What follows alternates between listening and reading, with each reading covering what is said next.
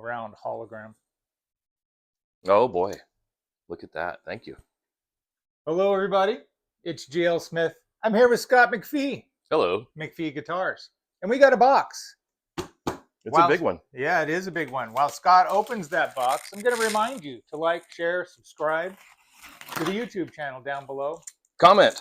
Leave a comment. Please leave a comment. They call that engagement. Go to nwvintageguitars.com, where we have over 300 used and vintage guitars for sale. And Greg is gearing up his storage space. Yeah, you'll notice a big void of guitars. Usually that's a wall of guitars. The next room, we just expanded another 800 square feet of storage space. And we have a big inventory influx, and this is part of that. Yamaha case. Yeah. Black Tolex. Oh, yeah.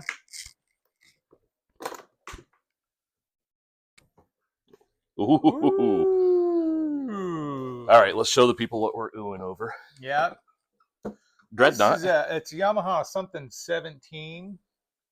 LA-17. LA-17. Lima Alpha 17. Yeah. So these got a solid spruce top and ply back and sides. They are a little bit more modern departure from their older headstock design, but they still have that potbelly bridge on them.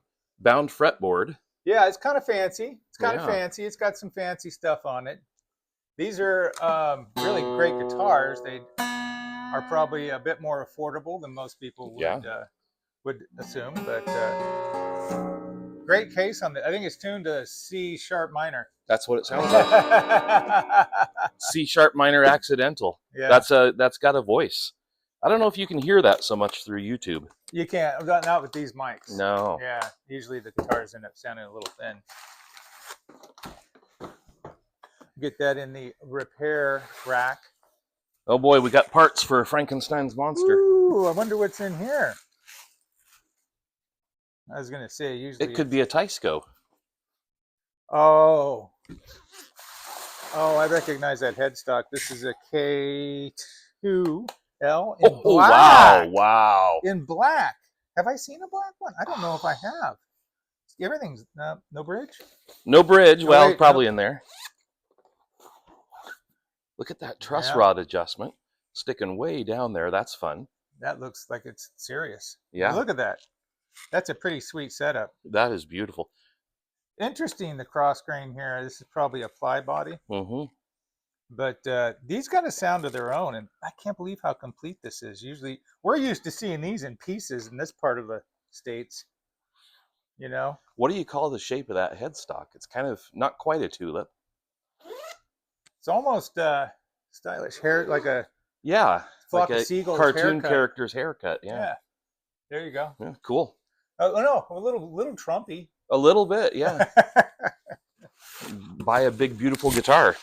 A big beautiful guitar. Well, those Teisco are fun. I've had a couple of those. They are unique. They have their own sound and their own feel. It's not necessarily what you want for your daily player, but for something different.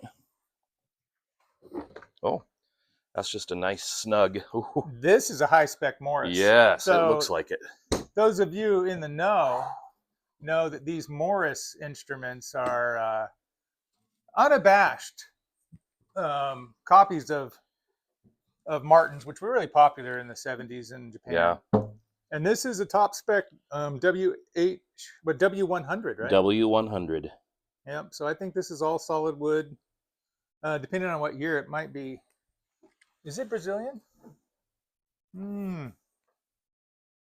Looks like Jacaranda. It does look like Jacaranda. Look at that flame and the so, maple on the back. You know, like Martin, they were doing the 3-piece backs. Fancy.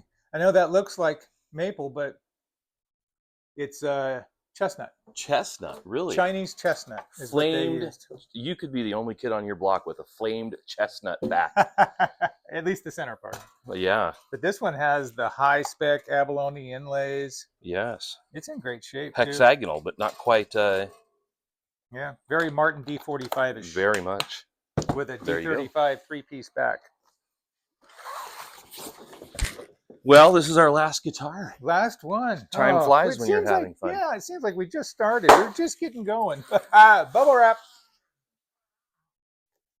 That's a nice soft case. Oh, What we have here is a 335. It's a Yamaha SA700.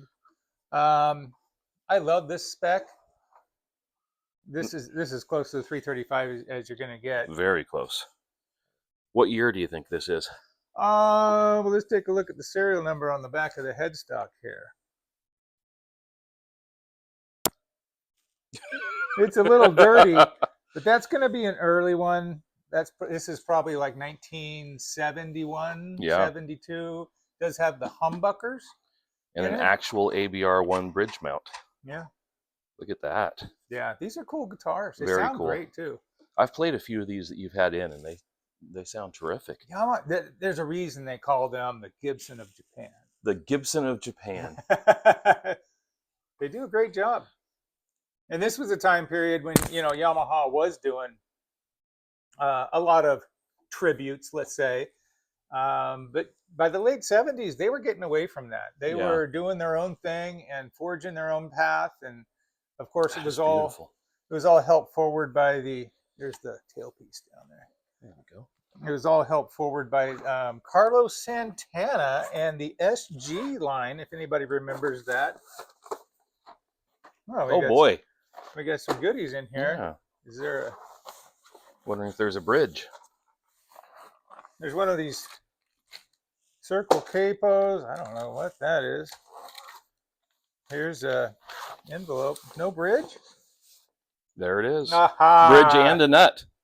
Thank the Lord. And here's your shim. No, there's a set neck, so that's Yeah, not a shim. no. And the nut. We got it all. Could be a shim for the Right nut. on. Very nice. Pop that back in there. Yeah. All right. So there you go. What was that? Four guitars? Four guitars and a nice selection. Yeah. Couple acoustics, couple electrics. All right. So that does it. And we got some new stuff coming out from the repair rack right now. We've got a Tokai LS80 that's almost ready to list. That American Vintage Telecaster that you just listed is a good one. That's the one that was kind of a problem child for a bit to get some of the aroma out. That guitar stunk. That was a Yeah. smoky guitar. And we had it here for over a month and we're really good at that and we can get it out pretty quickly, but that one, it fought us. But she's relatively odor free. It's really hard to smell the smoke with all the other stuff we used on it. But man, we got it all shined up. It's beautiful. It is. It's got that patina. It looks like it was well loved and played in a lot of smoky bars. And yeah. And that Art Deco cowl water slide we put on it is an actual vintage one from the late 50s, early 60s. Yeah. Pretty brunette playing a ukulele. That's right. Yeah. Yeah. Not that I check out Greg's listings a few times a day, but. So that's what we got. 4 guitars. We got some new stuff coming up. The LS80, the AVRI one. We got a couple of hollow bodies. You guys have seen, we put up a great Brazilian rosewood D35 with double pick guards. It's I fantastic. unboxed that one.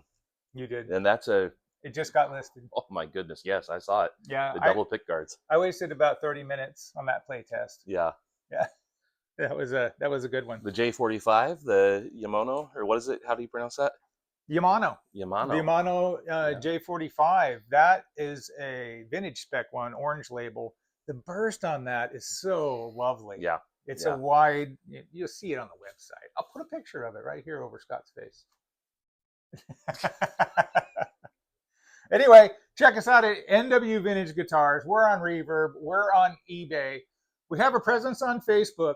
I have had some requests for the shirts, and we do plan to get some more in and list them for sale on the website. But for now, the way you get a shirt is to buy a high-end guitar from us. Oh, okay, good. Yeah. I'll be by for my shirt later. Yep. Right now we have sizes medium, large, and extra large. Oh. Yeah. For some reason the double X's went really quick. Yeah, I don't know. Can't imagine why. All right, so that's it. 4 guitars, nwvintageguitars.com. See ya. That was a nice little batch. That was.